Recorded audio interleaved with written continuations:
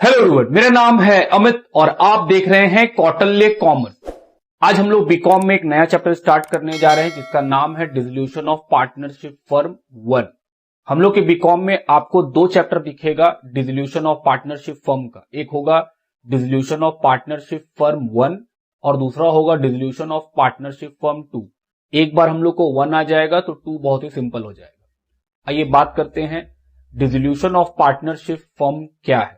हालांकि ये चैप्टर हम लोग 12th में ऑलरेडी पढ़ के आए हैं, फिर भी हम ऐसा मानते हैं कि आप भूल गए होंगे, तो हम ये मानते हुए पढ़ाएंगे कि आपको कुछ नहीं आता है, और अगर आता है तो बहुत अच्छा बात है। डिसोल्यूशन ऑफ पार्टनरशिप फर्म का मतलब होता है कि जो पार्टनरशिप बिजनेस है उस बिजनेस को बंद किया जाएगा।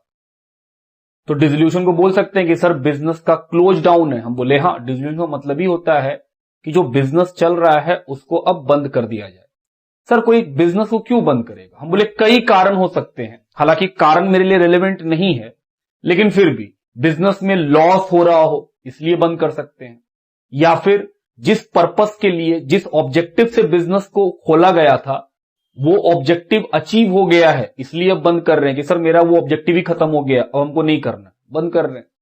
या फिर हम जिस चीज का बिजनेस कर रहे हैं अब वो चीज हमारे स्टेट में बैन कर दिया गया। जैसे फॉर एग्जांपल मेरा बिजनेस है कि हम जो अल्कोहल होते हैं हम उसका बिजनेस कर रहे थे, और सडनली अल्कोहल पे क्या हुआ, बिहार सरकार बैन लगा दी, तो फिर तो मेरा बिजनेस चला ही नहीं सकते हैं। क्यों? क्योंकि सर लॉ में वो प्रोहिबिटेड हो गया, मनाही हो गया। तो क्या हमको अपना बिजनेस बंद करना पड़ेगा? हम बोले हाँ। तो कई सारे कारण हो सकते हैं, कई सारे फैक्टर्स हो सकते हैं किसी बिजनेस को बंद करने का। वो हमारा एरिया नहीं है, कारण बताओ। हम बोल रहे हैं बिजनेस बंद होने के समय क्या अकाउंटिंग होगा, ये हम लोग को सीखना है। तो अगर हमको किसी बिजनेस को बंद करना है तो अकाउंट्स के भाषा में अगर कोई पूछे कि अकाउंट्स में बिजनेस क्या है, तो हम बोलेंगे सर अकाउंट्स के हिसाब से एक अकाउंटेंट को अगर ये बोला जाए कि इस बिजनेस को बंद करो तो वो क्या समझता है? वो बोलता है भाई अकाउंट्स के लिए बिजनेस का मतलब क्या है, बिजनेस में रखा हुआ एसेट्स और लायबिलिटीज। अगर कोई ये बोले कि बिजनेस बंद कर दो तो उसका मतलब होता है एसेट्स और लायबिलिटीज को हटा दो। क्योंकि हम एक अकाउंटेंट है, हम किसी कंपनी का अकाउंटिंग करते हैं, किसी बिजनेस का अकाउंटिंग करते हैं। मेरे लिए बिजनेस क्या है? मेरा पड़ा हुआ बैलेंस शीट। हम अपने बैलेंस शीट को देख के बोलते हैं देखो बिजनेस में इतना सारा लायबिलिटी है, इतना सारा एसेट्स है। हम बोल रहे हैं आज मेरा मैनेजमेंट से ऑर्डर आया है कि बिजनेस को बंद करना है, तो अकाउंटेंट क्या करेगा? जो लीगल रिक्वायरमेंट है वो मैनेजमेंट टीम देखेगी, वो अपना लीगल प्रोसीजर फॉलो करेगी कि कैसे बंद कराया जाएगा, क्या क्या डॉक्यूमेंटेशन लगेंगे। लेकिन बीइंग एन अकाउंटेंट हमको क्या करना है? जब हमसे बोला जाएगा भाई बिजनेस को बंद करो तो मेरे मन में बस एक ही थॉट आता है कि सर जो बैलेंस शीट पड़ा हुआ है उस बैलेंस शीट में एसेट्स है और लायबिलिटीज है। इस एसेट्स और लायबिलिटीज को इस बुक्स ऑफ अकाउंट से गायब कर दें तो मेरा बिजनेस बंद हो जाएगा। हम बोले हाँ, क्योंकि मेरे नजर में तो बिजनेस बस एसेट्स और लायबिलिटीज है। क्योंकि प्रॉफिट एंड लॉस अकाउंट तो हर साल अपने आप को बंद कर देता है, जितना भी एक्सपेंस और इनकम होता है वो पीएल में ट्रांसफर होकर वो क्लोज हो चुका है। तो एक्चुअल में तो बस बैलेंस शीट ही है, बैलेंस शीट में एसेट्स दिख रहा है, लायबिलिटी दिख रहा है। हम बोल रहे अगर हम इस एसेट्स और लायबिलिटीज को बुक्स ऑफ अकाउंट से गायब कर दें तो मेरा बिजनेस बंद हो जाएगा। बस इतना ही बात है कि सर डिसोल्यूशन का मतलब ही होता है कि बिजनेस को बंद करना, और बिजनेस का मतलब हम समझते हैं एसेट्स और लायबिलिटीज, और एसेट्स और लायबिलिटीज को अगर हम बंद कर दें तो बिजनेस ऑटोमेटिक क्या हो जाएगा बुक्स ऑफ अकाउंट्स के नजर में, कि सर बुक्स में तो बिजनेस बंद हो जाएगा। कि ना, जब मेरे पास एसेट्स और लायबिलिटीज बचेगा ही नहीं तो फिर बिजनेस के अंदर है ही क्या? कोई किसी भी बिजनेस के अंदर क्या होता है, बहुत सारे एसेट्स होते हैं, बहुत सारे लायबिलिटीज होते हैं। आप एसेट्स और लायबिलिटीज को उस बिजनेस से निकाल लो तो फिर क्या बचेगा उसके अंदर? कुछ भी नहीं, खत्म हो गया बिजनेस। तो हम लोग को यही सीखना है डिसोल्यूशन में कि किस तरह से बिजनेस को बंद किया जाए, मतलब किस तरह से एसेट्स और लायबिलिटीज को बंद किया जाए। अभी हम बहुत सारा बात लिखे, उस पर ध्यान नहीं देना, आपको सुनने पे ध्यान देना है और कॉन्सेप्ट को बिल्ड करना है। जैसे एक बैलेंस शीट है, किस दिन का बैलेंस शीट है? डिसोल्यूशन का। हम लोग को हमेशा जब बोला जाएगा कि बिजनेस को डिसॉल्व करके दिखाइए, डिसोल्यूशन करा के दिखलाइए, तो हम लोग को जिस दिन डिसोल्यूशन करना है उस दिन का बैलेंस शीट होना चाहिए। उससे पहले का बैलेंस शीट बेकार है। अगर हमको 31 मार्च 2022 को डिसॉल्व कराना है तो हमको बैलेंस शीट किस दिन का चाहिए होगा? 31 मार्च 2022 का। पिछले साल 31 मार्च 2021 का बैलेंस शीट मेरे काम का नहीं है, हमको तो भाई 31 मार्च 2022 का बैलेंस शीट चाहिए, क्योंकि हम उस दिन बंद करा रहे हैं। तो इसका मतलब हुआ कि सर एक पॉइंट आप दिमाग में डालना चाहते हैं, एक नहीं, ये दूसरा बात हो गया। पहला बात तो बंद करने का मतलब क्या? एसेट्स और लायबिलिटीज को बुक्स ऑफ अकाउंट से खत्म करना। दूसरा बात आपके दिमाग में ये डालना चाहते हैं कि जिस दिन बिजनेस बंद होगा उस दिन का बैलेंस शीट होना चाहिए। क्वेश्चन बताएगा और नहीं बताएगा तो पहले उस दिन का बैलेंस शीट आपको बनाना पड़ेगा। बैलेंस शीट कैसे बनता है? सर ट्रेडिंग पीएल, उसके बाद बैलेंस शीट। हम बोले हाँ कि ट्रेडिंग पीएल, पीएल एप्रोप्रिएशन भी बनता है। पार्टनरशिप तो याद ही होगा कि सर ट्रेडिंग पीएल, फिर पीएल एप्रोप्रिएशन, उसके बाद बनता है क्या? पार्टनर कैपिटल अकाउंट, और फिर हम लोग बनाते हैं बैलेंस शीट। तो अगर डिसोल्यूशन के डेट का बैलेंस शीट नहीं देगा तो आपको सबसे पहले डिसोल्यूशन के डेट का बैलेंस शीट चाहिए होगा, क्योंकि जिस दिन बंद करेंगे उस दिन का बैलेंस शीट मिलेगा, तभी तो पता चलेगा कितना का एसेट्स है, कितना का लायबिलिटीज है और किसको बंद करना है। बात समझते हैं आप मेरा? तो ये मान लीजिए डिसोल्यूशन के डेट का एक बैलेंस शीट है। लायबिलिटी 2 लाख है, एसेट्स भी 2 लाख है। लायबिलिटी में कैपिटल है, रिजर्व है, क्रेडिटर है। एसेट साइड में fix assets, stock, debtor, cash और प्रॉफिट एंड लॉस का एसेट साइड। मतलब ये क्या है? मतलब सर ये लॉस है, क्योंकि एसेट साइड में पीएल है, मतलब ये लॉस है 10,000 रुपया का। और हम बोल रहे हैं भाई इसको बंद करके दिखाओ। तो जब हम बोलते हैं इसको बंद करके दिखाओ, दिमाग में एक ही बात जाता है। वो क्या जाता है कि सर एसेट्स को खत्म करना है, लायबिलिटी को खत्म करना है, बिजनेस हो जाएगा बंद। हम बोले हाँ। कैसे खत्म किया जाता है उसी पे ये सारा चर्चा है। तो इसी बात को हम लिखे हैं कि डिसोल्यूशन क्या होता है, बिजनेस का मतलब क्या समझते हैं, बिजनेस बंद कैसे होगा, एसेट्स और लायबिलिटीज को बंद कीजिए, बंद हो जाएगा। उसके बाद फिर वही बात लिखे हैं कि बैलेंस शीट जिस दिन डिसोल्यूशन कराएंगे उस दिन का बैलेंस शीट होना चाहिए। अब रूल ऑफ एसेट्स, ये तो हम लोग बचपन से पढ़ रहे हैं 11th क्लास से। मतलब एसेट्स हमेशा क्या होता है? डेबिट। लायबिलिटी क्या होता है? क्रेडिट। तो अगर हम आपसे ये बोले कि एसेट्स को बंद कर दो, तो सर एसेट्स डेबिट होता है, बंद करने के लिए क्या करना पड़ेगा? क्रेडिट करना पड़ेगा। लायबिलिटी क्या होता है? क्रेडिट होता है बाय नेचर। अगर हमको उसको बंद करना है तो लायबिलिटी को क्या करना पड़ेगा? डेबिट करना पड़ेगा और बात हो जाएगा खत्म। अब एक बात सवाल उठता है कि सर एसेट्स लायबिलिटीज को बुक से गायब करने से बिजनेस तो बंद हो जाएगा, लेकिन जब बिजनेस को बंद कीजिएगा तो सबसे पहले लायबिलिटीज जो है बिजनेस का, उसका तो पेमेंट करना पड़ेगा। हम बोले हाँ। अगर हम एक बिजनेसमैन हैं तो मेरे पास कुछ एसेट्स हैं, कुछ लायबिलिटीज हैं। लायबिलिटीज 2 तरह के होते हैं। एक होते हैं इंटरनल लायबिलिटीज, जिसमें हम लोग बोलते हैं कि सर जो मालिक का पैसा होता है वो इंटरनल लायबिलिटी है। दूसरा होता है एक्सटर्नल लायबिलिटी, जो बाहर के लोग पैसा लगाते हैं, जैसे बैंक का लोन, क्रेडिटर, बिल्स पेएबल। तो ये सब कौन होते हैं? External liability, outside liability. तो जब बिजनेस को बंद किया जाएगा तो क्या लायबिलिटीज को पेमेंट किया जाएगा? हां। सवाल उठता है पहले कौन सा लायबिलिटी का पेमेंट होगा, क्योंकि जब ये हल्ला होगा कि बिजनेस बंद किया जा रहा है, लायबिलिटी वाला क्या चाहेगा? पहले पैसा हमको मिल जाए, पहले पैसा हमको मिल जाए। क्योंकि बिजनेस बंद करने के समय यह भी तो हो सकता है कि बिजनेस के पास इतना पैसा ही ना हो। इसीलिए बोला गया कि सबसे पहले पेमेंट किया जाएगा एक्सटर्नल लायबिलिटीज को, मतलब आउटसाइडर वालों को। उसके बाद पेमेंट किया जाएगा पार्टनर के लोन को, और सबसे लास्ट में पेमेंट किया जाएगा पार्टनर के कैपिटल को। तो हम लोग लिख सकते हैं ऑर्डर ऑफ पेमेंट, कि सर पेमेंट करने का ऑर्डर क्या होता है? लायबिलिटीज का पेमेंट करने का ऑर्डर। सबसे पहले किसको पे करेंगे? सबसे पहले पे करेंगे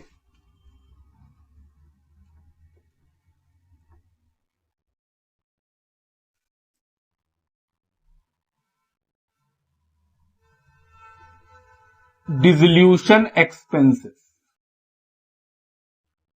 सर डिसोल्यूशन एक्सपेंस क्या होता है? डिसोल्यूशन एक्सपेंस का मतलब होता है भाई जब बिजनेस बंद करोगे तो तुम्हारे पास जो एसेट्स और लायबिलिटीज है उनका तो एसेट्स बेच के पैसा लाओगे, लायबिलिटीज को पेमेंट करोगे। तो एसेट्स बेचोगे तो इन सब में खर्चा होता है, ऐसा थोड़ी कि तुरंत एसेट बिक जाता है। कई बार हम लोग को ऑक्शंस ऑर्गेनाइज करना पड़ता है नीलामी के लिए, नीलामी करवाते हैं, लोग आते हैं, तो नीलामी में लोग आएंगे तो वहां चेयर्स लगवाना पड़ेगा, फिर आपको कैटरिंग वाला को चाय पानी का खर्चा देना पड़ेगा, तंबू बंबू लगेगा, उन सब का खर्चा होगा। ये सारे खर्चे को बोलते हैं डिसोल्यूशन एक्सपेंस, बंद कराने का खर्चा। सबसे पहले इनका पेमेंट होगा। उसके बाद किनका पेमेंट होगा? हम बोले सर आउटसाइड लायबिलिटीज या एक्सटर्नल लायबिलिटीज, इनका पेमेंट होगा। तीसरे नंबर में किसका पेमेंट होगा? पार्टनर के लोन का पेमेंट। और फिर किसका पेमेंट होगा? पार्टनर के कैपिटल का। ये सबसे अंत में पेमेंट होगा। क्यों? क्योंकि ये लोग मालिक है। बिजनेस में मालिकों को सबसे लास्ट में ही पेमेंट किया जाता है। ठीक बात। ये है ऑर्डर ऑफ पेमेंट कि बिजनेस को बंद करने के समय कैसे पेमेंट किया जाता है, ये जानना चाहिए। हालांकि इसकी जरूरत पड़ेगा नहीं हम लोग को कि सर ऑर्डर ऑफ पेमेंट का इस्तेमाल करें, हम लोग सिलेबस उतना बड़ा है नहीं, फिर भी हम बताएं कि ऑर्डर ऑफ पेमेंट कैसे होता है। आगे बढ़ते हैं।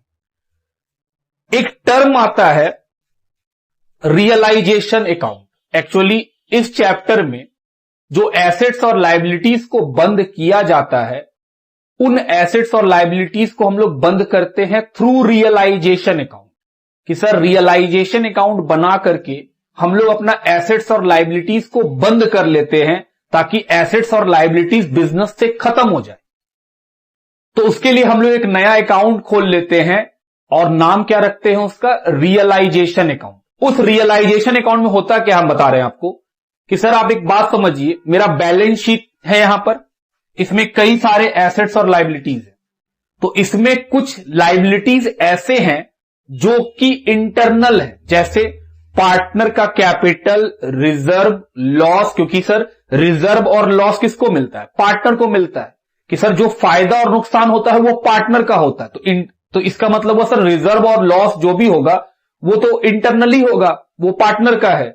और उसके बाद पार्टनर का लोन, ये सब मेनली इंटरनल होता है कि सर ये लोग पार्टनर को बिलोंग करते हैं। तो जो लोग पार्टनर को बिलोंग नहीं करते वो कौन है? एक्सटर्नल लायबिलिटी और डिसोल्यूशन का खर्चा। तो हम लोग क्या करते हैं कि बैलेंस शीट में कुछ आइटम्स को निकाल लेते हैं और उसको एक अलग अकाउंट में डाल देते हैं। उससे होता यह है कि हमको पता रहता है कि किन किन एसेट्स को बेचना है और किन किन लायबिलिटीज का पेमेंट करना है। आप बात को समझिए, मेरे पास ये ग्रुप ऑफ एसेट्स लायबिलिटीज है, यहां पे कई सारे एसेट्स लायबिलिटीज हैं। तो हम क्या किए, इसमें से चुन लिए कि किस किस एसेट्स को बेचना है और किस किस लायबिलिटी का पेमेंट होना है। तो हम बोल रहे हैं बहुत ही सिंपल है, सारे एसेट्स को हम लोग रियलाइजेशन अकाउंट में ट्रांसफर कर देते हैं और ऐसा करने से एसेट्स बंद हो जाता है। एसेट्स बाय नेचर क्या होता है? डेबिट। तो हमको बंद करना, हम क्या कर देंगे उसको? क्रेडिट, इसी वैल्यू पर। तो जब हम क्रेडिट करेंगे तो एसेट्स क्रेडिट हो जाएगा और डेबिट किसको कर देंगे? रियलाइजेशन अकाउंट को। कि सर आप यहां से एसेट्स उठाएं और रियलाइजेशन अकाउंट में ट्रांसफर कर दिए। तो realisation account debit to assets account. ऐसा करने से क्या हुआ? हम बोले सर ऐसा करने से हम लोग का एसेट्स बंद हो गया। तो एक बात सोचो, हम लोग के बैलेंस शीट में एसेट्स पड़ा हुआ है, कितना सिंपल है कि एसेट्स है, हम बंद किए तो क्या कर दिए? उसको उठा के क्रेडिट। क्यों बंद कर रहे हैं? क्योंकि सर बिजनेस बंद करने का मतलब ही है कि एसेट्स लायबिलिटीज को खत्म कर दीजिए। तो जो एसेट्स हैं उनको हम ट्रांसफर कर दिए रियलाइजेशन अकाउंट में। तो एंट्री क्या हुआ? सर एसेट्स डेबिट होता है, ट्रांसफर कीजिएगा तो क्रेडिट हो जाएगा। तो एंट्री बना realisation account debit to asset, सारा एसेट्स खत्म। उसके बाद लायबिलिटी साइड को भी ट्रांसफर कर दिए। तो लायबिलिटी क्रेडिट होता है, ट्रांसफर करेंगे तो क्या बन जाएगा? डेबिट। तो sir liability account debit to realisation. दो एंट्री आप समझ रहे हैं कि एसेट्स लायबिलिटीज तो फटाक से बंद हो जाएगा। लेकिन हम कुछ एसेट्स और लायबिलिटीज को ट्रांसफर नहीं करते। कौन कौन? हम बोले cash, bank, capital, current, partner loan, profit loss, reserve, drawing. आप ध्यान से समझिएगा, ये जो हम टिक कर रहे हैं ये सारा पार्टनर से रिलेटेड है। कैपिटल पार्टनर का होता है, करेंट पार्टनर का, लोन पार्टनर का, लॉस, प्रॉफिट, रिजर्व, ड्रॉइंग, ये सब पार्टनर का होता है। हम बोल सकते हैं कि सर रियलाइजेशन अकाउंट में हम लोग सारा एसेट्स और सारा लायबिलिटीज को क्लोज कर लेते हैं, क्योंकि क्लोज करना ही तो ऑब्जेक्टिव है ये चैप्टर आपको यही तो सिखा रहा है कि भाई एसेट्स को बंद और लायबिलिटी को बंद करो, बिजनेस बंद हो जाएगा। तो हम बोले कैसे बंद करेंगे? हम बोले एक नया अकाउंट खोल लो, सारा एसेट्स और लायबिलिटीज को वहां पे ट्रांसफर कर दो, जिससे वो एसेट्स और वो लायबिलिटीज बंद हो जाए। जब एसेट्स और लायबिलिटीज बंद हो जाएगा तो उसके बाद हम लोग बात करेंगे कि बेचना और पेमेंट करना कितना सिंप्लीफाइड हो जाता है और कितना सिंपल हो जाता है। आप समझिए बात। तो हम बोले सर कौन कौन सा एसेट्स और लायबिलिटीज बंद करेंगे? हम बोले सर सारा एसेट्स लायबिलिटीज को रियलाइजेशन अकाउंट में ट्रांसफर करके बंद करेंगे, एक्सेप्ट इनको। कैश बैंक ये बंद मत कीजिएगा। क्यों? क्योंकि सर बिजनेस को बंद करेंगे, एसेट्स बेचेंगे तो उससे पैसा आएगा, तो पैसा को बंद क्यों कीजिएगा? पैसा अगर बुक्स ऑफ अकाउंट से गायब कर दीजिएगा तो पेमेंट कैसे होगा? तो कैश बैंक को बंद नहीं किया जाता है। और पार्टनर से रिलेटेड जो भी बैलेंस शीट के अंदर आइटम्स है उनको भी बंद नहीं किया जाता है। बात समझ रहे हैं?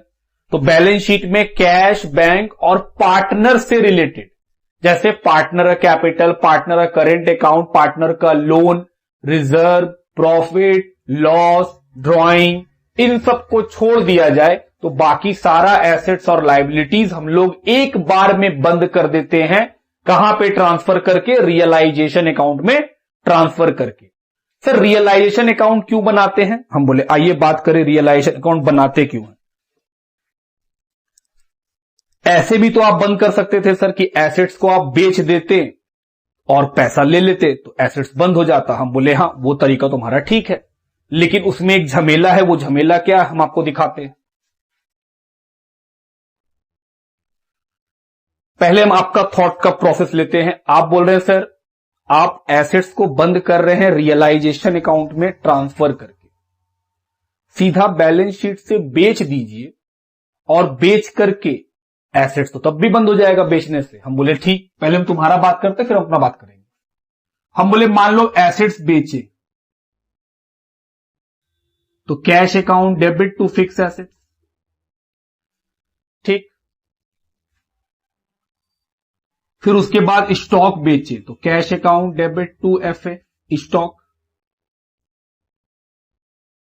फिर उसके बाद डेटर बेचे तो cash account debit to debtor. हम बोले हां ऐसा ही होगा, लेकिन इसमें दिक्कत क्या है कि सर जब भी हम बेचेंगे हर बार एंट्री करना पड़ेगा। लेकिन अगर हम एक ही बार में इन एसेट्स को बंद कर दें और नाम क्या रखें? Realisation account debit to fix assets to stock to debtor, ये बंद हो गया। ये एक ही बार में बंद हो गया। अब जब हम इस एसेट्स को बेचेंगे तो पैसा मिलेगा, तो सारा एसेट्स का पैसा जब रियलाइज हो जाएगा तो बस एक एंट्री कर देंगे cash account debit to realisation, खत्म। 2 एंट्री में बात बन जाएगा।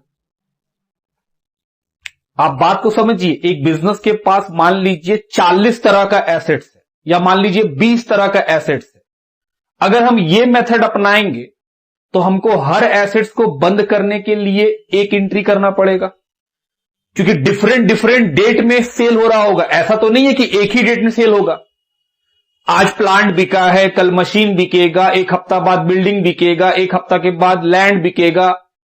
आप समझ रहे हैं मेरा बात? डेटर से पैसा किसी दिन मिलेगा, स्टॉक किसी और दिन बिकेगा, बिल से पैसा कभी और आएगा, गुडविल कभी और बिकेगा। तो एक डिफरेंट डेट में मान लीजिए मेरे पास 20 एसेट्स है तो हमको तो 20 एंट्री करना पड़ जाएगा।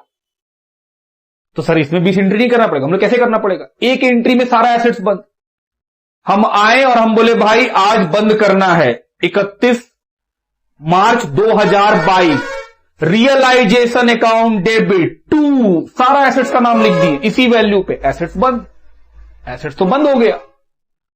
सर पैसा तो डिफरेंट डेट में मिलेगा। हम बोले हां, तो उसके लिए हम कैश बुक बना के सारा पैसा कलेक्ट कर लेंगे और बस जब सारा पैसा कलेक्ट हो जाएगा एसेट्स का तो फिर लास्ट डेट में आके एक एंट्री मार देंगे cash account debit to realisation, क्योंकि सारा एसेट्स कहां पे है? रियलाइजेशन के पास। तो एसेट्स तो खत्म हो गया। तो अब जब बेच करके पैसा आया तो कैश तो डेबिट होगा, क्रेडिट क्या होगा? हम बोले सर रियलाइजेशन। क्यों रियलाइजेशन? अब लॉजिक समझिएगा। ये तो समझ गए आप कि रियलाइजेशन अकाउंट खोलना क्यों जरूरी है, क्योंकि सर इंडिविजुअली एंट्री करने से बहुत दिक्कत है। इसीलिए तो इसका सिंप्लिसिटी निकाला गया कि हां, एक बार में एसेट्स बंद करो, फिर सारा एसेट जब बिक जाएगा तो एक एंट्री करके पैसा का एंट्री कर लो। अब बात करते हैं कि रियलाइजेशन अकाउंट क्या है। बोले सर रियलाइजेशन अकाउंट एक नॉमिनल अकाउंट है, मतलब ये अकाउंट बिजनेस को बंद करने से जो फायदा नुकसान होता है ये वो बताता है। सर बिजनेस बंद करने से ही फायदा नुकसान होता है? बोले हां, आपको कई सारे एग्जांपल दिख जाएंगे जिसने अपना बिजनेस या तो प्रॉफिट या लॉस पे बंद किया है। जैसे बहुत पुरानी एक कंपनी है 2006-7 के आसपास की, वोडाफोन पहले भारत में नहीं थी, वोडाफोन तो बाहरी कंपनी है। इंडिया में एक कंपनी आती थी हज मोबाइल, वो अपना सिम बेचती थी। उन्होंने अपना बिजनेस वोडाफोन को बेचा और काफी फायदे में, काफी प्रॉफिट में बेचा। तो हम बोल रहे हैं जब वो अपना बिजनेस बेचा होगा तो उसका बिजनेस, खुद का बिजनेस तो बंद हो गया होगा, तो उस बिजनेस को बंद करने से प्रॉफिट लॉस कुछ तो होगा। तो हम बोल रहे हैं उसके लिए हम लोग एक रियलाइजेशन अकाउंट खोलें जिससे यह पता चले कि भाई इस बिजनेस को बंद करके क्या फायदा और क्या नुकसान। तो जब हम बिजनेस बंद करेंगे मतलब एसेट्स खत्म, लायबिलिटी खत्म। एसेट्स को बेचेंगे, उससे पैसा आएगा और उन पैसों को हम लायबिलिटीज को पे करेंगे। कौन से लायबिलिटीज को? एक्सटर्नल लायबिलिटीज को। एक्सटर्नल लायबिलिटी कौन कौन है? डिसोल्यूशन एक्सपेंस और एक्सटर्नल लायबिलिटी जो क्रेडिटर वेटर बैलेंस शीट के अंदर होते हैं वो लोग। और उसके बाद हमें पता चलता है कि इस बिजनेस को बंद करने से क्या फायदा या क्या नुकसान हुआ है। तो रियलाइजेशन अकाउंट एक नॉमिनल अकाउंट है जो कि बनाया जाता है ये जानने के लिए कि किसी बिजनेस को बंद करने से फायदा या नुकसान कितना होगा। इस अकाउंट के अंदर हम लोग क्या करते हैं, सारा एसेट्स और सारा लायबिलिटीज को एक ही बार में ट्रांसफर करके बंद कर देते हैं कि सर एसेट्स बंद, लायबिलिटी भी बंद। लेकिन किन किन एसेट्स और लायबिलिटीज को बंद नहीं करते हैं? कैश और बैंक। ये क्यों बंद नहीं कर रहे हैं? क्योंकि सर कैश और बैंक तो रियलाइज्ड फॉर्म में है, इसको थोड़ी बेच सकते हैं। बाकी सारा जो एसेट्स और लायबिलिटीज को हम लोग ट्रांसफर किए हैं, बंद किए हैं, क्यों? क्योंकि वो बेचेंगे और लायबिलिटीज का पेमेंट करेंगे। तो कैश, बैंक, इन दोनों को छोड़ देंगे और पार्टनर से रिलेटेड जितने आइटम्स होंगे उनको भी रियलाइजेशन में ट्रांसफर नहीं करेंगे। क्यों नहीं कर रहे हैं उनको ट्रांसफर? क्योंकि सर उनको ट्रांसफर इसलिए नहीं किया जा रहा है क्योंकि जो इंटरनल लायबिलिटीज होते हैं उनका पेमेंट सबसे आखिरी में होता है। पैसा बचेगा, देंगे, नहीं होगा कम देंगे। बात समझते हैं आप मेरा? तो रियलाइजेशन अकाउंट मेनली एसेट्स और लायबिलिटीज को बंद करता है और उनको रियलाइज करके पेमेंट कर देता है। और उससे क्या निकलता है कि इस बिजनेस को बंद करने से ये प्रॉफिट लॉस हुआ है। जो प्रॉफिट लॉस किसको मिलता है? ओनर को। अब क्या क्या रियलाइजेशन अकाउंट में नहीं जाता है? कैश, बैंक और पार्टनर से रिलेटेड आइटम। पार्टनर से रिलेटेड आइटम कौन कौन है? Capital, current, partner loan, reserve, profit, loss, drawing. इतना आइटम को छोड़ दिया जाए तो बाकी बचा हुआ सारा बैलेंस शीट में पड़ा हुआ एसेट्स और लायबिलिटीज रियलाइजेशन अकाउंट में ट्रांसफर करके प्रॉफिट लॉस निकाल ले आता है। सर एसेट्स हम लोग रियलाइजेशन में ट्रांसफर किए वो बंद हो गए। हम बोले हां। लायबिलिटीज को भी हम लोग जो बैलेंस शीट में है इनको छोड़ दिया जाए, बाकी सारा ट्रांसफर करके बंद कर लिया। हम बोले हां। फिर सर एसेट्स को जब बेचेंगे तो एसेट्स तो बंद हो गया। हम बोले हां। तो अगर एसेट्स बंद हो गया है सर तो बेच के तो पैसा आएगा, तो कैश अकाउंट तो डेबिट होगा। हम बोले बिल्कुल। क्रेडिट क्या करेंगे? हम बोले रियलाइजेशन। सर रियलाइजेशन क्यों करेंगे? क्योंकि एसेट्स नहीं है, हम लोग तो बंद कर दिए। पहला एंट्री में जब एसेट्स बंद हो गया, अब तो एसेट्स नहीं है, तो जो चीज नहीं है बुक्स में तो कम से कम नहीं है, रियलिटी में तो वहीं खड़ा है वो लोग, लेकिन बुक्स ऑफ अकाउंट्स में तो गायब हो चुका है वो, क्योंकि हम लोग ट्रांसफर कर चुके हैं। जो चीज नहीं है उसका पैसा मिल रहा है, क्या आपको फायदा नहीं हो रहा? बिल्कुल, पैसा आया तो फायदा, cash account debit to realisation. और जो लायबिलिटीज हैं वो भी बंद हो गए होंगे, तो लायबिलिटी बंद कर दिए, एक बार में सारा का सारा पेमेंट कर रहे हैं, तो पेमेंट करेंगे तो सर नुकसान होगा। क्यों? क्योंकि जो लायबिलिटी मेरे बुक्स ऑफ अकाउंट्स में क्लोज हो गया है वो तो हम क्लोज कर दिए रियलाइजेशन अकाउंट ट्रांसफर करके, तो वो मेरे बुक्स में है ही नहीं। जो चीज नहीं है उसका पेमेंट कर रहे हैं तो हमको लॉस हो रहा है। एंट्री क्या होगा? सर पैसा जाएगा तो ऑटोमेटिक लॉस तो होना ही है, तो realisation account debit, loss debit होता है टू कैश अकाउंट। तो एसेट्स और लायबिलिटीज का सारा ट्रीटमेंट कहां पे खत्म हो जाता है हम लोग का? रियलाइजेशन के अंदर कि सर हम लोग सारा डीलिंग रियलाइजेशन में कर लेते हैं। यहां तक बात समझते हैं। तो इस चैप्टर में कुछ सबसे इंपॉर्टेंट है तो वो है रियलाइजेशन अकाउंट सीखना। हम आपको वही सिखाएंगे कि रियलाइजेशन अकाउंट कैसे बनता है, उसके बाद पार्टनर लोन कैसे बनता है, उसके बाद पार्टनर कैपिटल कैसे बनता है, और फाइनली इस चैप्टर में हम लोगों का जो मैचिंग पॉइंट है, मतलब जिससे मालूम चलता है कि सही बनाए हैं या गलत, उसको हम लोग बोलते हैं सर कैश या बैंक अकाउंट। जैसे बाकी चैप्टर में बैलेंस शीट बना के पता चलता है हम लोगों को कि हम लोग सही बनाए हैं कि नहीं, हम लोग क्या बोलते हैं बैलेंस शीट मैच कर रहा मतलब सही है। इस चैप्टर में बैलेंस शीट नहीं बनेगा, बिजनेस ही बंद हो गया तो बैलेंस शीट कैसे बनेगा। इसमें हम लोग को 4 चीज सीखना है। रियलाइजेशन सुपर इंपॉर्टेंट यही है, उसके बाद पार्टनर लोन, ये थोड़ा सा होता है छोटा सा, उसके बाद बनाते हैं पार्टनर कैपिटल अकाउंट, और लास्ट में क्या बनाते हैं कैश या बैंक अकाउंट। अगर कैश और बैंक अपने आप मैच कर गया दोनों साइड, डेबिट साइड और क्रेडिट साइड, तो समझ लो कि हम लोग सही बनाए। क्योंकि लॉजिक दे रहे हैं, क्योंकि कैश और बैंक अगर मैच कर गया इसका मतलब होता है कि सारा एसेट्स और सारा लाइबिलिटीज क्लोज हो गया है, इंक्लूडिंग कैश, क्योंकि कैश में जो पैसा है वो खत्म हो गया सारा का सारा। तो कैश और बैंक अगर मैच करता है तो हम लोग क्या समझते हैं कि सर आप जो डिसोल्यूशन का सॉल्व कराए हैं वो सही सॉल्व हो गया, आपका डिसोल्यूशन करेक्ट है। पहले इतना बात को नोट डाउन करिए फिर आगे बढ़ेंगे।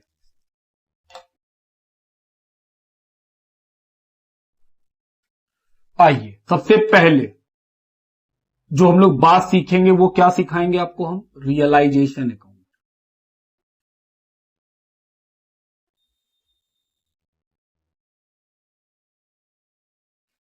रियलाइजेशन अकाउंट क्या है, हम बोले सर ये एक नॉमिनल अकाउंट है जो किस लिए बनाया जाता है, ताकि बिजनेस को डिसॉल्व करने से क्या प्रॉफिट लॉस हो रहा है वो जानने के लिए हम लोग रियलाइजेशन अकाउंट बनाते हैं। और यहीं पे सारा एसेट्स और लायबिलिटीज हम लोग क्लोज करके उसका सेटलमेंट कर देते हैं, बेचते हैं एसेट्स को और लायबिलिटीज को पे आउट कर देते हैं। तो हम लोग फॉर्मेट बना रहे हैं पहले।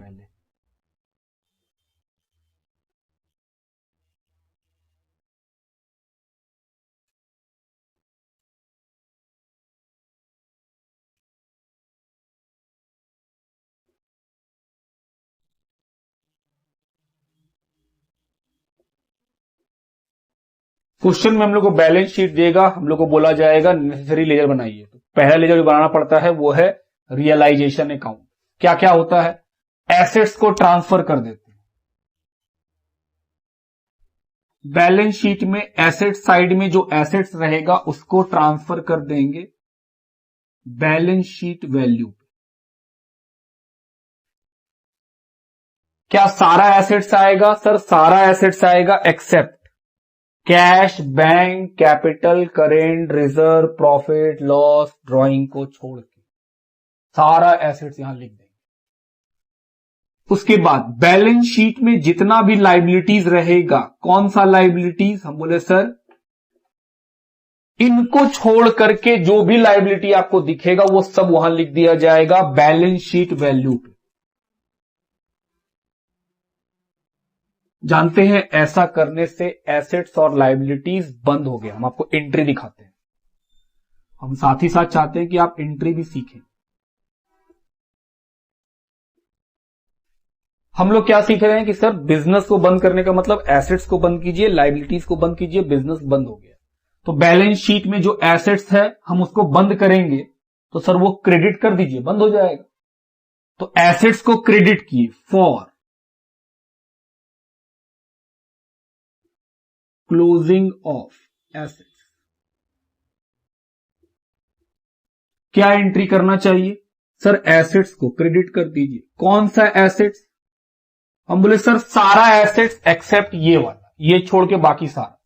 तो एसेट्स क्रेडिट हुआ, डेबिट क्या होगा रियलाइजेशन। क्या एसेट्स खत्म होना एक तरह का लॉस है, हम बोले हां। तो सर लॉस हमेशा डेबिट होता है, तो लॉस का नाम क्या रख दिए हम, रियलाइजेशन। एसेट्स खत्म, इन एसेट्स को छोड़ करके सारा एसेट्स यहां पे ट्रांसफर किए तो एसेट्स बिजनेस से खत्म हो गया। तो सर एसेट्स खत्म होने से तो लॉस होगा, लॉस हुआ तो लॉस का नाम क्या लिखे, रियलाइजेशन। Being assets transferred.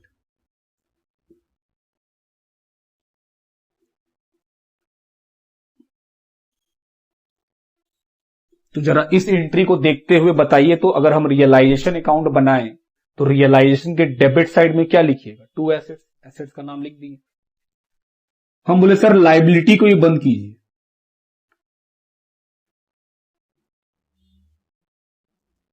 क्या लाइबिलिटी बंद कर सकेंगे आप? क्यों नहीं कर सकेंगे? लाइबिलिटी बाय नेचर क्रेडिट होता है, बंद करना है तो डेबिट कर दीजिए। लाइबिलिटीज, आपके जिंदगी से लाइबिलिटीज खत्म हो गया। आपके लिए फायदा या नुकसान? सर फायदा। फायदा का नाम रियलाइजेशन। फायदा हमेशा क्रेडिट होता है, क्रेडिट फायदा का नाम लिख दिए। किस वैल्यू पे? बैलेंस शीट के वैल्यू पे, याद रखिएगा, किसी और वैल्यू पे नहीं लिख देना है। बैलेंस शीट से देख के ही तो एंट्री की है कि सर ये एसेट्स ट्रांसफर करो, ये लाइबिलिटी ट्रांसफर करो। B, liabilities transfer.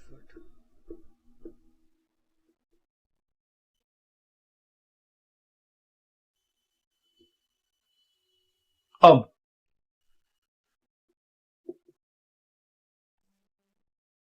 Liabilities credit में क्यों गया? इस एंट्री के कारण। हम लोग रियलाइजेशन अकाउंट बना रहे हैं और सर रियलाइजेशन क्रेडिट हुआ, तो क्रेडिट में लिखें किसका नाम? लाइबिलिटी का नाम। अब क्या होगा? हम बोले होगा क्या?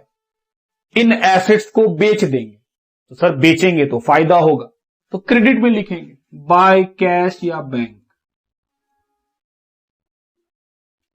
सेल ऑफ एसेट्स, कि सर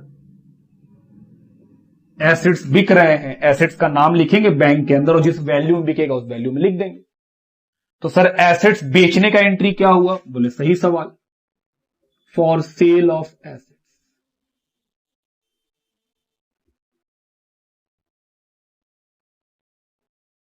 एसेट्स बेचे तो सर पैसा आया, कैश अकाउंट डेबिट। क्रेडिट क्या होगा? सर जिस एसेट्स को बेचे हैं उसका नाम लिख दीजिए, क्योंकि जो जाएगा वो क्रेडिट। हम बोले दोस्त एक बात बताओ, तुम्हारे बुक्स ऑफ अकाउंट्स में तो एसेट्स खत्म हो चुका है, आप यहां सारा एसेट्स लिख चुके हैं, तो एसेट्स तो अब है ही नहीं, तो एसेट्स का नाम कैसे लिखोगे? तो फिर सर कैश भी तो एसेट्स है, उसका नाम क्यों लिखे? क्योंकि कैश यहां पे बंद नहीं हुआ है, एक्सेप्ट इसको ट्रांसफर थोड़ी करते हैं, तो कैश बंद नहीं हुआ, इसलिए हम कैश का नाम लिख सकते हैं। टू, क्रेडिट में किसका नाम लिखेंगे? हम बोले सर जो चीज मेरे बुक्स के अंदर नहीं है हमको फिर भी पैसा मिल रहा है। रियलिटी में तो प्लांट मशीन खड़ा होगा अपने जगह पर, खाली बुक्स ऑफ अकाउंट्स में क्लोज हो गया कि सर बुक्स के अंदर हम लोग काट दिए, अब कोई एसेट्स नहीं है। तो जब एसेट्स नहीं है तो पैसा तो आया, तो पैसा आया, हम उस रीजन का नाम नहीं लिख पा रहे, तो हम बोले सर वो रीजन बचा ही नहीं है, क्योंकि वो एसेट्स ही नहीं है बुक के पास। तो हम बोले सर जो चीज नहीं है उसके लिए पैसा मिल रहा है, तो फायदा। फायदा का नाम रियलाइजेशन, बीइंग एसेट्स रियलाइज्ड या एसेट्स सोल्ड। क्या जरूरी है कि एसेट्स बाहर के लोगों को बेचा जाए? क्या ऐसा नहीं हो सकता है कि एसेट्स पार्टनर ले जाए? हम बोले हाँ, ऐसा भी तो हो सकता है। कोई पार्टनर बोले कि एसेट्स हमको दे, तो मना थोड़ी करेंगे। बिजनेस बोलेगा ठीक है, बाहर वाला ना सही, ओनर जो है वही ले जाए, हम उससे बाद में पैसा मांग लेंगे। तो सर बाय पार्टनर कैपिटल, चाहे बिक जाए चाहे पार्टनर ले जाए, बिजनेस को कोई दिक्कत नहीं है। बिजनेस को तो फायदा है कि चलो जो चीज नहीं है वो चीज पार्टनर ले जा रहा है, बाद में पार्टनर से बिजनेस क्या करेगा? पैसा मांगेगा और पार्टनर को बोलेगा देखो तुम्हारा इतना पैसा निकलता था, तुम ये एसेट्स ले गया, एडजस्ट करा देते हैं। तो sir assets taken,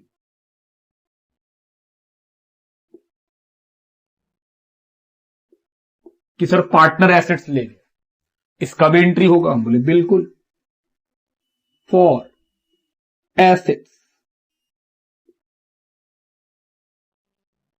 taken by partner. बताओ क्या एंट्री होगा? सर जो ले जा रहा है उसको डेबिट कीजिए, डेबिट द रिसीवर, तो पार्टनर कैपिटल डेबिट।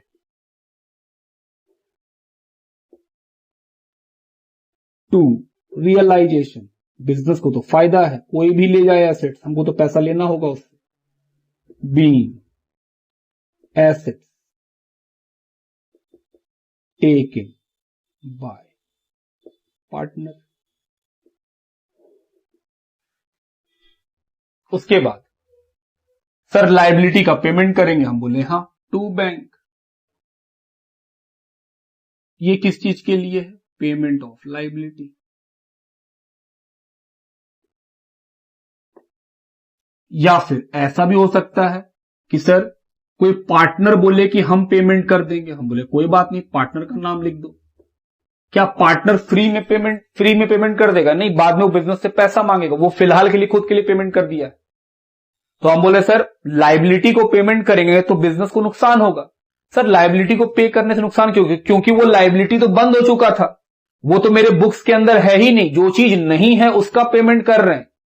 अगर दुनिया में कोई चीज ना हो और आपको उसके बदले पैसा देना पड़ जाए तो क्या बोलिएगा? आपको नुकसान नहीं हो रहा है? बोले बिल्कुल। जो गलती हम नहीं की है अगर वो उसके लिए भी पैसा लग रहा है तो ऑफकोर्स सर लॉस तो होगा। तो लॉस हुआ। जो लायबिलिटी है नहीं, जिसको हम क्लोज कर चुके हैं, उसका पैसा देना पड़ रहा है। बुक्स में क्लोज हुआ, रियलिटी में खड़ा है वो बोल रहा है भाई पैसा कब देगा, बिजनेस बंद हो रहा है, पैसा दो। तो पैसा दे दिए तो सर लॉस हुआ, तो लॉस डेबिट, क्योंकि रियलाइजेशन एक नॉमिनल अकाउंट है, तो लॉस कहां रिकॉर्ड होगा? डेबिट में। और अगर बिजनेस ना दे के कोई पार्टनर दे दे तो सर बैंक की जगह पार्टनर का नाम लिख दो। इसका मतलब होता है लायबिलिटी का पेमेंट पार्टनर किया है, लायबिलिटी टेकन बाय पार्टनर।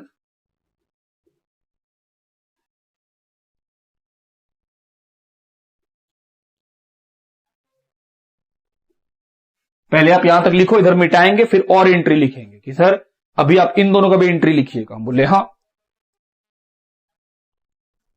चलिए अब इन दोनों का एंट्री भी कर लें कि सर ये पोस्टिंग जो कर रहे हैं उसका एंट्री क्या होगा। लायबिलिटी को पेमेंट किए, for payment of liability.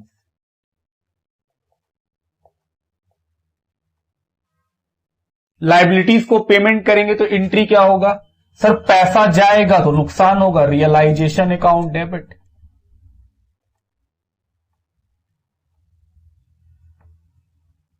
To bank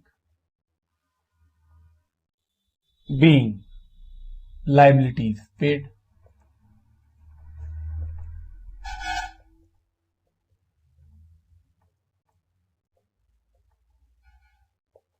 और अगर लायबिलिटीज पार्टनर ले गया तो बोले सर बैंक की जगह पार्टनर का नाम लिख दीजिएगा।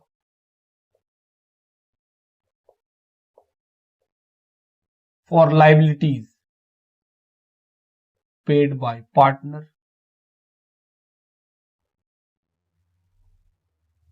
तो सर लॉस तो तब भी है, पार्टनर कोई धर्म थोड़ी किया है, बाद में वो बिजनेस से पैसा मांगेगा। तो realisation account debit to partner capital.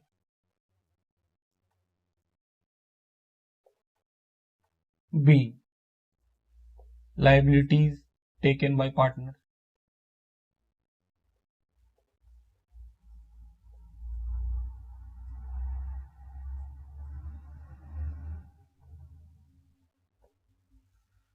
और बताइए सर और क्या हो सकता है? हम बोले सर डिसोल्यूशन करा रहे हैं तो खर्चा भी तो होता होगा। हम बोले हाँ, खर्चा तो डेबिट साइड में, तो सर टू बैंक खर्चा का पेमेंट किए होंगे।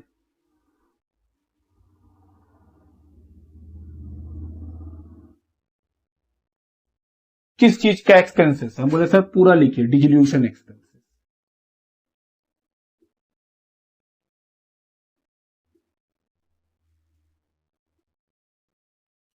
तो सर डिसोल्यूशन का खर्चा हुआ होगा, हम बोले खर्चा का एंट्री कर लीजिए।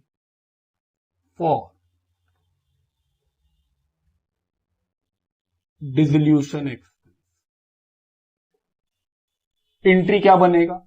सर रियलाइजेशन अकाउंट डेबिट, खर्चा हुआ है तो खर्चा का पेमेंट किए, तो खर्चा का नाम क्या? Realization to bank. और बी एक्सपेंसेस पेड।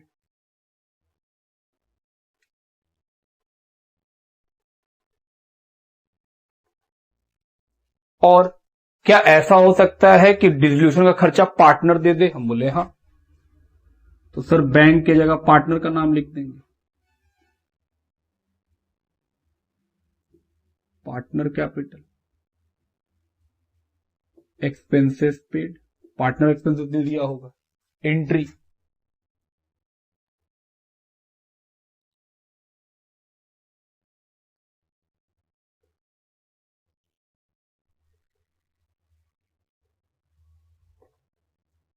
एंट्री क्या बनेगा? रियलाइजेशन अकाउंट डेबिट, क्योंकि पार्टनर पे किया है तो पार्टनर का नाम लिख देंगे कि भाई अब पार्टनर को पैसा देना पड़ेगा।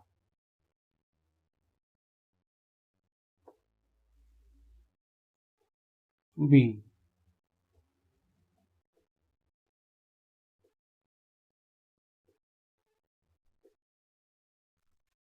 और कुछ हो सकता है? बोले अब क्या होगा? एसेट्स बंद हो चुका, लायबिलिटीज बंद हो चुका, पहला काम तो यही था। फिर सर एसेट्स को बेच के पैसा आया और कुछ एसेट्स पार्टनर ले गया। हम बोले सर बेच के पैसा आया तो फायदा है क्रेडिट में, जो पार्टनर ले गया वो भी फायदा, क्योंकि बाद में पार्टनर से पैसा लेंगे, क्योंकि हम बिजनेस है, मेरा एसेट्स चाहे बाहर वाला खरीदे चाहे कोई और खरीदे, पैसा तो मिलेगा ना उससे।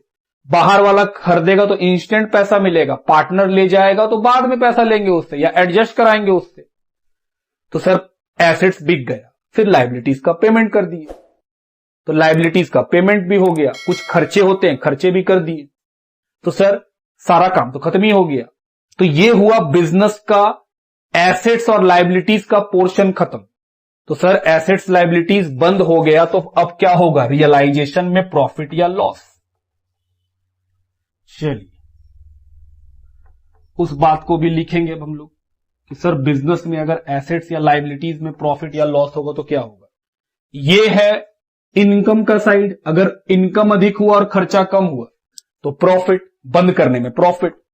और अगर एक्सपेंस का साइड अधिक हो और इनकम का साइड कम हो तो सर लॉस। दोनों ही सूरत में चाहे प्रॉफिट हो चाहे लॉस हो किसको मिलेगा? पार्टनर को मिलेगा। तो बोले सर ये वाला एंट्री अब हम मिटा रहे हैं, ये आप लिख चुके होंगे।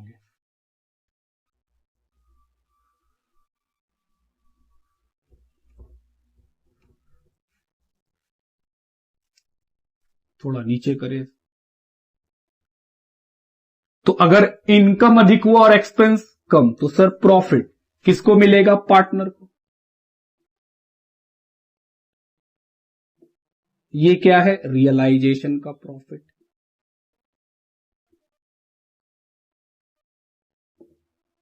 और सर लॉस हुआ तो लॉस कब होगा? जब आपका खर्चा अधिक हो और इनकम कम हो, तो लॉस भी किसको मिलेगा? पार्टनर को। ये क्या है? Realisation loss.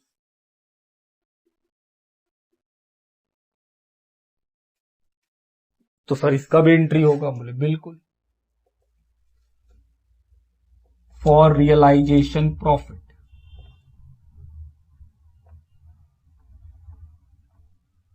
बताओ क्या एंट्री होगा? Sir realization account debit to partner capital.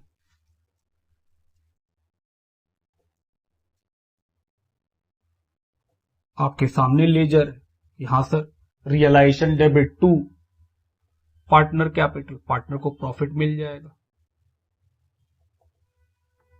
B,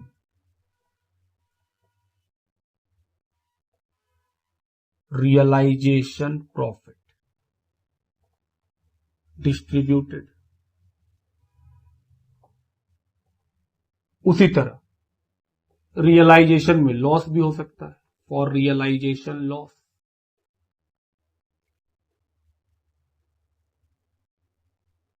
और ये जो प्रॉफिट लॉस होता है ये कैसे निकलता है? Balancing figure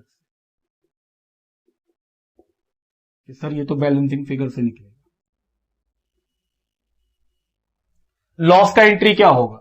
sir partner capital debit to realisation.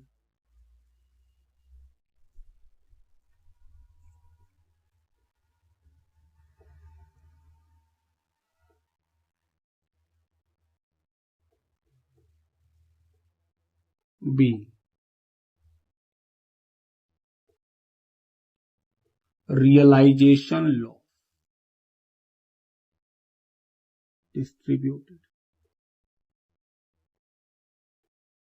Sir distribute कैसे करेंगे? रेशियो बताएगा क्वेश्चन, और नहीं बताएगा रेशियो तो फिर तो हम लोग जानते हैं कि पार्टनरशिप का रूल क्या है।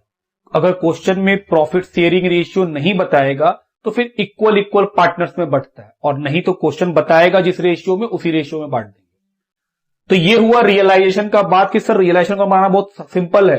क्वेश्चन में जो बैलेंस शीट है सबसे पहले उस बैलेंस शीट से एसेट्स और लायबिलिटीज को ट्रांसफर कर देते हैं, एक्सेप्ट कैश, बैंक और पार्टनर्स रिलेटेड आइटम को छोड़ करके सारा एसेट्स और लायबिलिटीज ट्रांसफर कर देते हैं। एसेट्स कहां जाता है? रियलाइजेशन के डेबिट में, और लायबिलिटीज कहां जाता है? रियलाइजेशन के क्रेडिट में। एंट्री से हम लोग देख भी लिए कि हां सर वो समझ में भी आ गया। उसके बाद क्या होता है? सर एसेट्स और लायबिलिटीज बंद हो गए, अब एसेट्स को बेचिए बाय बैंक, और अगर पार्टनर ले गया तो पार्टनर के नाम से लिख दीजिए। फिर लायबिलिटीज का पेमेंट कीजिए, पेमेंट किए तो टू बैंक, पार्टनर ले गया तो पार्टनर का नाम लिखिए। उसके बाद अगर कुछ खर्चे हुए हैं तो खर्चा का पेमेंट कीजिए, और अगर पार्टनर पेमेंट किया है तो पार्टनर के नाम से लिख दीजिए। उससे क्या होगा कि सर बिजनेस में एसेट्स लायबिलिटीज खत्म हो जाएंगे और सिर्फ पार्टनर से रिलेटेड आइटम बचा रह जाएगा। तो इससे क्या निकलेगा? बिजनेस बंद करने से प्रॉफिट लॉस जो निकला वो पार्टनर को मिल गया, उससे रिलेटेड सारा एंट्री भी लिख ली। अब एक बात काम का है वो लिखेंगे, note.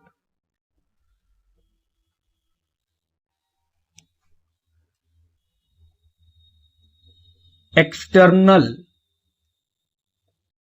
Liabilities of real nature are always paid. इसका मतलब सर हम बोले कई सारे लायबिलिटीज होते हैं जो कहने के लिए तो लायबिलिटी होते हैं, लेकिन इन रियलिटी में उनका पेमेंट होता ही नहीं है। जैसे हम बता रहे हैं आपको, प्रोविजन फॉर डाउटफुल डेट, ये भी एक तरह का लायबिलिटी है, लेकिन इसका कोई भी पेमेंट नहीं होता, क्योंकि सर कोई रियल में थोड़ी है, ये थोड़ी पैसा मांगने है, ये तो सिर्फ एक शक है कि ऐसा हो सकता है। तो हम बोल रहे प्रोविजन फॉर डाउटफुल डेप्थ हो गया, या फिर वर्कमैन कंपनसेशन, हम बोले सर वर्कमैन कंपनसेशन रिजर्व हो गया, या फिर इन्वेस्टमेंट फ्लैक्चुएशन रिजर्व हो गया। ये सब जो होते हैं ये सब रियल लायबिलिटी नहीं होते। ज्वाइंट लाइफ पॉलिसी रिजर्व हो गया, ये सब कोई रियल के लायबिलिटी नहीं है, सिर्फ रियल लायबिलिटी है, उनका पेमेंट हमेशा होगा। तो हम यहां लिख सकते हैं नोट के तौर पे, liabilities like provision for doubtful debt या बैड डेट जिसको बोलते हैं, life policy reserve,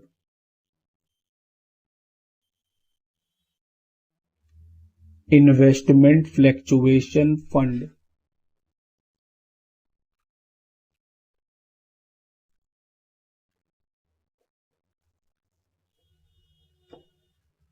are not paid because they are not real। ये कोई सचमुच के लायबिलिटी नहीं है, ये बस क्रिएट किए गए हैं, इनका कोई लेनदार खड़ा नहीं है। रियल का मतलब यहां ये समझिए आप कि सर जिसके लिए कोई पैसा लेने आएगा, यहां पे रियल का सेंस ये है, आप रियल अकाउंट मत समझ लीजिएगा इसको कि सर आप यहां पे रियल एक नेचर लिखे हैं। बोले रियल नेचर का मतलब ये है कि जिसके लिए कोई लेनदार है, जैसे हम बैंक से लोन लेंगे तो सर ये एक रियल लायबिलिटी है, बैंक एक पार्टी है जो लेने आएगा पैसा, क्रेडिटर एक पार्टी है, आउटस्टैंडिंग एक्सपेंस एक पार्टी है, बिल्स पेबल एक पार्टी है जो आएगा सचमुच में पैसा लेने के लिए। लेकिन provision for doubtful date, joint life policy reserve, investment fluctuation fund, ये सब कोई रियल लायबिलिटी थोड़ी है, इसके लिए कोई इंसान थोड़ी आएगा लेने के लिए हमसे पैसा, किसी को पैसा देना ही नहीं पड़ेगा। तो हम लिखे हैं external liabilities of real nature are always paid, उनका पेमेंट हमेशा होगा, चाहे क्वेश्चन बोले चाहे क्वेश्चन कुछ ना बोले, उनका पेमेंट पक्का कीजिएगा। तो सवाल उठता है सर पेमेंट कैसे होगा? तो सिचुएशन 1,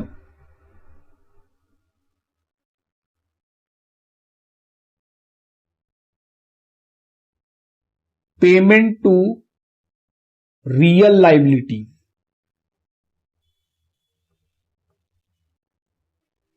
एज पर क्वेश्चन, जैसे क्वेश्चन बोलेगा उस तरह से पेमेंट करेंगे। और case 2, if question is silent regarding payment of real liabilities, then it should be paid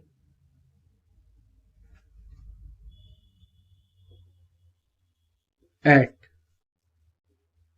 balance sheet value. हम क्या बोले? हम बोले देखो दोस्त, जो लाइबिलिटीज होते हैं उनका दो तरह का हिस्सा कर दिए। एक होते हैं सचमुच के लाइबिलिटी जिसका पेमेंट करने ही पड़ेगा क्योंकि उसके लिए लोग खड़े हैं, वो लेंगे पैसा। दूसरा होता है जो लाइबिलिटी तो है लेकिन वो सचमुच में उनका पेमेंट करना ही नहीं पड़ता क्योंकि कोई लेनदारी नहीं है उसके लिए, अनरियल लाइबिलिटीज को बोलते हैं। तो रियल लाइबिलिटी का हमेशा पेमेंट होगा। अब सवाल उठता है सर हमेशा पेमेंट होगा से मतलब? हम बोले क्वेश्चन आपको बताएगा कि किसी रियल लाइबिलिटी को कितना पैसा देना है। अगर क्वेश्चन बताएगा कि किसी रियल लाइबिलिटी को कितना पैसा देना है तो जितना क्वेश्चन बोलेगा उतना ही पे करेंगे। लेकिन अगर किसी रियल लाइबिलिटी के बारे में क्वेश्चन पता ही नहीं रहा है इसको कितना पैसा देना है, तो उस केस में उस रियल लाइबिलिटी का बैलेंस शीट में जितना अमाउंट था उसी अमाउंट में पेमेंट कर दिया जाएगा। जैसे मान लो बिल्स पेबल एक रियल लाइबिलिटी है, इसके लिए लेनदार आएगा, तो हम बोले सर क्वेश्चन में इंफॉर्मेशन में बताया ही नहीं है कि बिल पेबल को कितना पेमेंट करना है, कुछ नहीं बताया है, तो बैलेंस शीट में बिल्स पेबल जितने रुपए का था उतना ही रुपया आपको पेमेंट करना पड़ेगा उन लाइबिलिटीज का। बैठ रहा है दिमाग में बात? इस बात को भी नोट डाउन करिए।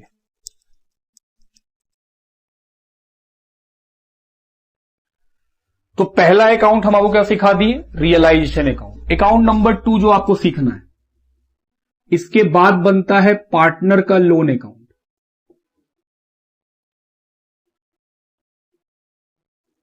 लाइबिलिटी साइड में आपको पार्टनर का लोन मिलेगा, उसका अकाउंट है। छोटा सा अकाउंट है, ज्यादा कोई इसमें परेशानी नहीं है।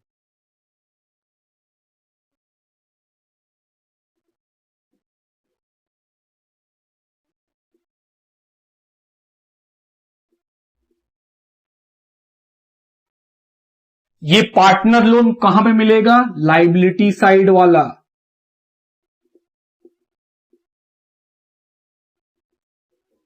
ये मेनली लाइबिलिटी साइड वाला पार्टनर का लोन है। एसेट साइड में मिलता है, उससे बात करेंगे, पहले आप लाइबिलिटी समझो। जब हम लोग रियलाइजेशन अकाउंट बनाए तो सर सारा एसेट्स और सारा लाइबिलिटीज बंद हो गया था एक्सेप्ट कैश, बैंक, पार्टनर का कैपिटल, पार्टनर का loan, reserve, PL, profit loss जो भी है। तो पार्टनर का लोन यहां पे बंद नहीं हुआ था। और यहां पे बंद क्यों नहीं करते हैं? क्योंकि सर ऑर्डर ऑफ पेमेंट में प्रायोरिटी एक्सटर्नल लाइबिलिटीज को है, उसके बाद आता है नंबर पार्टनर के लोन का। तो अब उस लोन को बंद कर रहे हैं, तो पार्टनर का लोन का हम अकाउंट खोल रहे हैं। तो पार्टनर का लोन लाइबिलिटी साइड में है, मतलब वो क्रेडिट है, बाय बैलेंस बीडी। ये कहां मिलेगा? बैलेंस शीट में। लाइबिलिटी साइड में है तो हम बोल रहे हैं सर ये तो बैलेंस बीडी है, लोन का बैलेंस है, अब इसका पेमेंट कर दीजिए टू बैंक, खत्म। यही अमाउंट पे करना है आपको, जो है उसी को पे कर दीजिए। ये क्या है? पेमेंट। लाइबिलिटी खत्म, लीजिए बंद हो गया। तो हम बोले सर एंट्री क्या बना? एंट्री बना loan account debit to bank. Liability का कौन सा बैलेंस होता है? क्रेडिट। पेमेंट करने से लोन डेबिट हो गया तो सर लाइबिलिटी का अकाउंट भी क्लोज। तो एंट्री क्या बना इसका? हम बोले सर एंट्री, यहां पे लिख रहे हैं entry for payment of partner loan. हम आपको साथ ही साथ एंट्री भी सिखा रहे हैं। रियलाइजेशन के लेजर में जो एंट्री हो सकता था वो सिखा दिए। उसके बाद दूसरा लेजर क्या बना? पार्टनर का लोन। तो हम बोले सर जब आप लोन का पेमेंट कीजिएगा तो बैलेंस शीट में जो लोन है वो भी खत्म हो जाएगा, तो लोन तो एक लायबिलिटी है, तो लायबिलिटी को पे किए तो लायबिलिटी क्रेडिट से क्या बन गया, डेबिट। की सर एक और लायबिलिटी खत्म बैलेंस शीट का, बिजनेस थोड़ा सा और बंद हो गया। अभी भी क्या क्या बाकी है, हम बोले सर अभी भी कैपिटल, प्रॉफिट, लॉस, रिजर्व ये सब बाकी है, और कैश और बैंक भी बाकी है। B partners loan paid.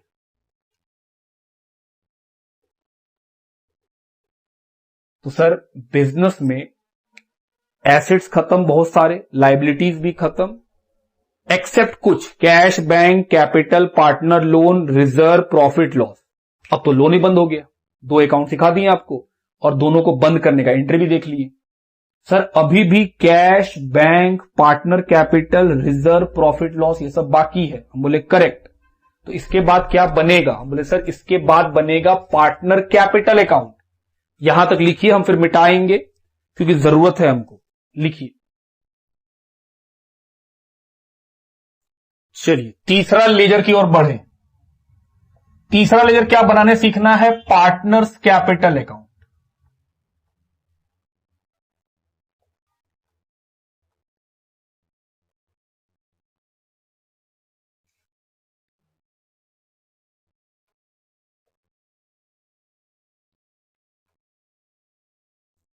Particular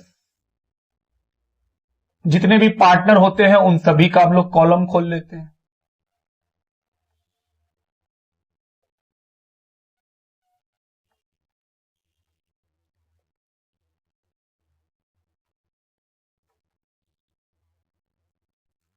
आइए पार्टनर का कैपिटल अकाउंट बनाएं।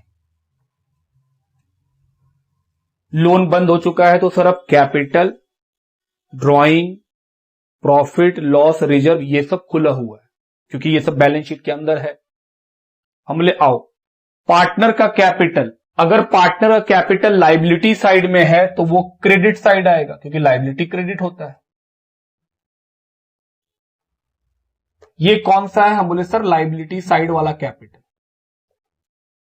Liability side capital. वही अगर कैपिटल एसेट साइड हो तो डेबिट साइड लिखेंगे, टू बैलेंस बीडी।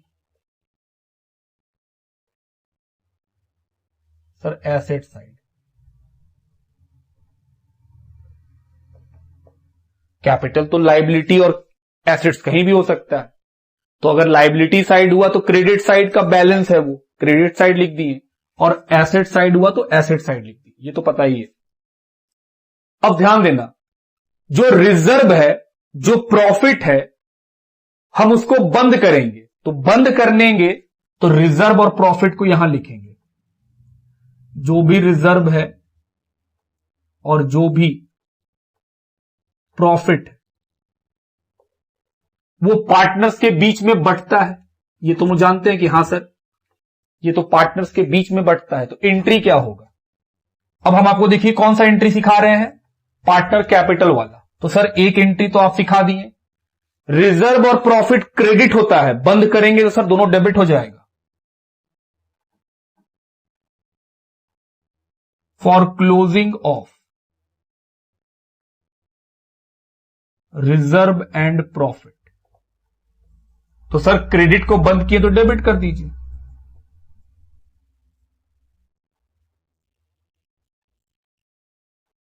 टू कहां पे बंद किए हैं, पार्टनर में, क्योंकि सर ये सारा चीज पार्टनर को बिलोंग करता है।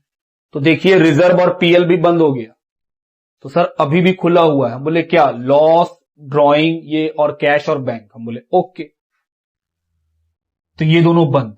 अगर लॉस और ड्राइंग तो सर लॉस इधर आता है, बैलेंस शीट में पड़ा हुआ लॉस वो लिखेंगे।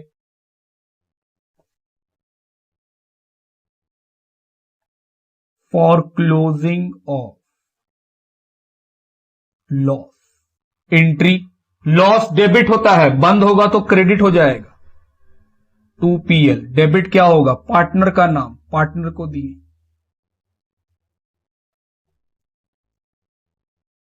कि सर लॉस भी बंद हो गया। बोले गुड। और बताओ ड्राइंग,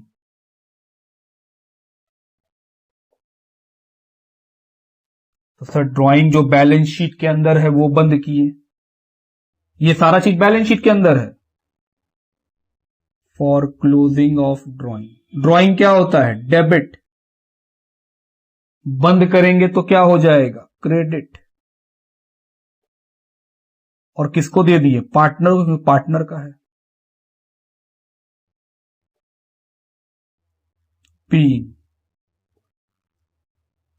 ड्राइंग ट्रांसफर्ड।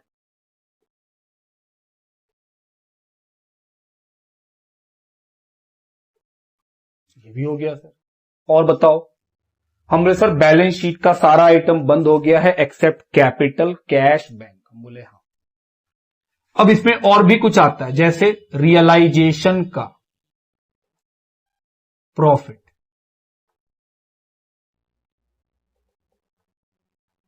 सर इसका एंट्री रियलाइजेशन अकाउंट बनाने के समय एंट्री कर चुके हैं, दोबारा एंट्री थोड़ी करेंगे। उसके अलावा अगर कोई पार्टनर लाइबिलिटी ले जाता है तो लाइबिलिटी ले जाता है, लाइबिलिटी टेकन। सर इसका एंट्री रियलाइजेशन के समय कर चुके थे। उसी तरह अगर कोई पार्टनर एसेट्स ले जाता है तो टू रियलाइजेशन।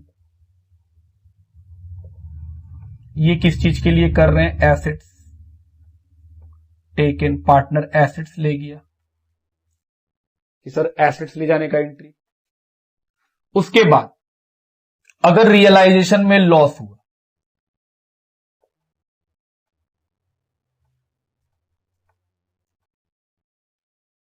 और फाइनली इन सब का एंट्री क्यों नहीं किए?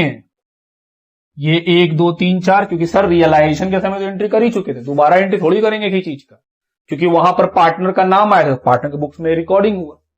अब क्योंकि आउटसाइड लाइबिलिटीज का पेमेंट हो गया, लोन का भी पेमेंट हो गया, तो अब काम क्या करना है कि सर बिजनेस कैपिटल का भी पेमेंट करेगा। तो अगर मेरा पार्टनर कैपिटल का क्रेडिट साइड अधिक है और डेबिट साइड कम है, तो बैलेंसिंग फिगर आएगा बैंक। ये जानते हैं क्या है? ये बता रहा है कि बिजनेस पार्टनर्स के कैपिटल का पेमेंट किया। ये क्या है? Final payment. कि सर बैलेंसिंग फिगर से फाइनल पेमेंट, तो एंट्री क्या निकला?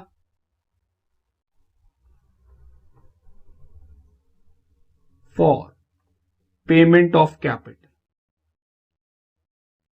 कैपिटल का पेमेंट कर रहे हैं, तो सर एंट्री होगा partner capital to bank.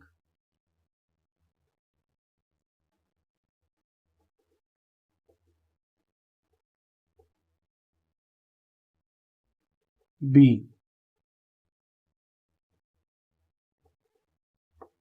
Capital paid. Capital paid किए, कैपिटल भी खत्म।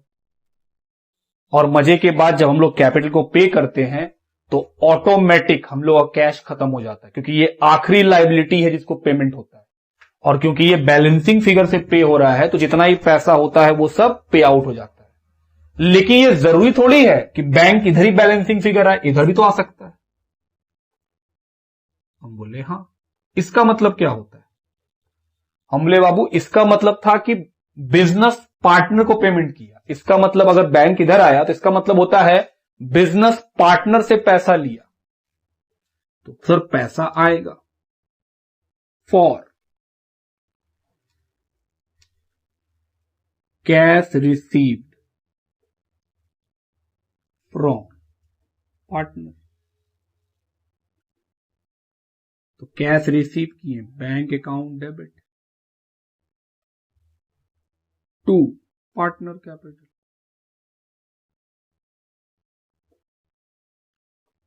B, cash received.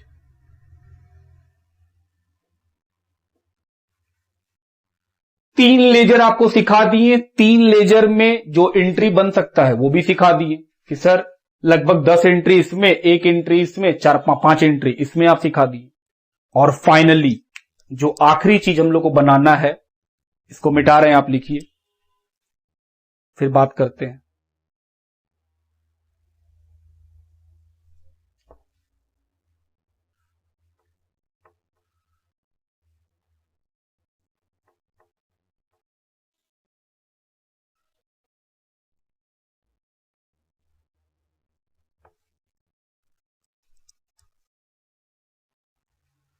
आखिरी चीज जो हम लोग बनाते हैं बैंक या कैश अकाउंट, इसका कोई एंट्री नहीं होता है। सर क्यों? क्योंकि तुम जितना एंट्री किया है उसमें बहुत बार बैंक और कैश का नाम आ चुका है। इसको बनाना सबसे आसान होता है क्योंकि ये लास्ट में बनता है। बैलेंस शीट में बैंक का आपको बैलेंस दिखेगा, तो यहां लिखेंगे टू बैलेंस बीडी। उसके बाद जानते हैं ये आखिरी लेजर है, ये चौथा लेजर है हम लोग का। इस चौथे लेजर से पहले 3 लेजर बना है और 3 लेजर में कई जगह बैंक का नाम दिखेगा। बहुत ही ध्यान से डील कीजिएगा। अगर बैंक का नाम क्रेडिट में दिखा तो आपको यहां डेबिट में लिखना है, इसका मतलब हुआ है कि पैसा आया है। और बैंक का नाम अगर डेबिट में दिखा तो कहां लिखना है? क्रेडिट में। बात खत्म, और कुछ नहीं। जैसे बैंक का नाम दिखा तो क्रेडिट में दिखा तो कहां लिखेंगे? डेबिट में, टू रियलाइजेशन। बैंक का नाम डेबिट में दिखा तो कहां लिखेंगे? क्रेडिट में, बाय रियलाइजेशन।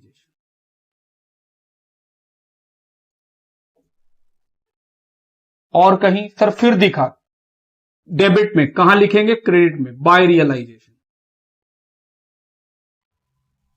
और जो पैसा है वो लिख देंगे। लोन में देखो डेबिट में दिखा तो क्रेडिट में लिखेंगे बाय पार्टनर लोन। कहां से लाए हैं? पार्टनर लोन से। अगला लेजर कैपिटल, तो सर डेबिट में दिखा तो कहां लिखेंगे? क्रेडिट में, बाय पार्टनर कैपिटल। सर फिर से बैंक दिखा, कहां पे दिखा? क्रेडिट में, कहां लिखेंगे? डेबिट में, पार्टनर कैपिटल।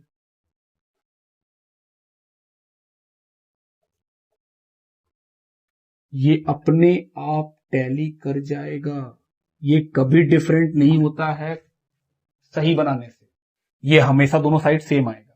अब बात करते हैं सर इसका एंट्री क्यों नहीं हुआ?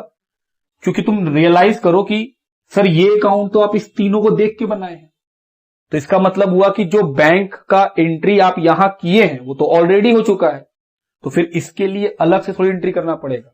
आप बस बैंक का डबल पोस्टिंग कर रहे हैं कि बैंक एक बार आ चुका था, एक बार और आ गया, 2 बार करना होता है। तो ये हुआ हम लोग का चौथा लेजर और आखिरी लेजर, जिसमें हम आपको एंट्री का पार्ट भी सिखाएं पार्ट पार्ट करके, ताकि आसानी से समझ में आए एंट्री। और लेजर भी सिखा दिए इसी बहाने कि सर लेजर तो काफी सिंपल था।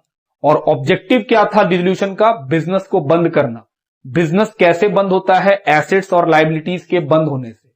तो हम लोग ये देखें कि सर 4 हिस्सों में एसेट्स और लायबिलिटीज बंद हुआ और रियलाइजेशन भी खत्म हो गया। पहला हिस्सा एसेट्स लायबिलिटीज बंद किया, रियलाइजेशन। कौन सा एसेट्स लायबिलिटीज? हम बोले सर सारा एसेट्स लायबिलिटीज यहां बंद हो गया था एक्सेप्ट कैश, बैंक, पार्टनर का कैपिटल, पार्टनर का करंट, पार्टनर का लोन, रिजर्व, प्रॉफिट लॉस, ये सब छोड़ के बाकी सब यहां बंद हो गया। हम बोले हाँ। और फिर यहां से रियलाइजेशन का प्रॉफिट लॉस निकल के रियलाइजेशन खत्म हो गया। दूसरा लायबिलिटी यहां बंद हो गया, पार्टनर का लोन पेमेंट किए बंद हो गया। फिर उसके बाद सर कैपिटल में सब कुछ बंद हो गया। कौन कौन? हम बोले कैपिटल खुद बंद हो गया, पेमेंट कर दिए। रिजर्व बंद हो जाता है क्योंकि बैलेंस शीट में जो रिजर्व था वो बंद हो गया। बैलेंस शीट में जो प्रॉफिट है वो भी बंद हो गया। बैलेंस शीट का लॉस बंद हो गया। बैलेंस शीट का ड्राइंग बंद हो गया। और जब हम लोग इसको बंद कर लिए तो ऑटोमेटिक सब कुछ बंद हो चुका। इसका प्रूफ है ये बैंक अकाउंट कि देखो बैंक अकाउंट टैली कर गया, मेरे पास जितना पैसा आया था उतना पैसा खत्म भी हो गया। तो ये प्रूफ है कि हम लोग का जो बैलेंस शीट के अंदर एसेट्स और लायबिलिटीज था वो सारा का सारा खत्म हो गया। यही इस बात का प्रूफ देता है बैंक अकाउंट। तो आज हम लोग क्या सीखे? सिर्फ कॉन्सेप्ट कि sir dissolution of partnership firm क्या मतलब क्या था और किस थॉट प्रोसेस से हम लोग उसको सॉल्व कर रहे होते हैं। अगले क्लास में जब मिलेंगे तो हम लोग अपना एसएम शुक्ला का बुक से क्या करेंगे? क्वेश्चन सॉल्व करेंगे। और हम लोग एसएम शुक्ला से उतना ही पोर्शन सॉल्व करते हैं जो हम लोगों के एग्जाम के लिए रेलेवेंट है। क्वेश्चन में तो बुक में तो बहुत सारा दिया रहेगा, लेकिन हम लोग के यूनिवर्सिटी और हम लोग के एग्जाम में जहां तक आता है उसका पीडीएफ दिया हुआ है, बुक क्वेश्चन दिया हुआ है। कहां पे? डिस्क्रिप्शन बॉक्स में जाइए, वहां पे लिंक है, आप देख लो कि हाँ भाई हम यहां तक कवर कराएंगे, क्योंकि मेरा सिलेबस यहीं तक का है।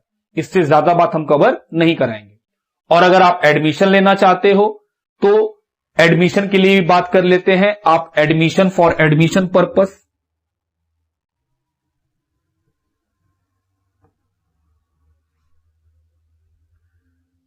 बीकॉम पार्ट 1, फीस कितना है 2500। और इंक्वायरी करने के लिए आप क्या कर सकते हैं,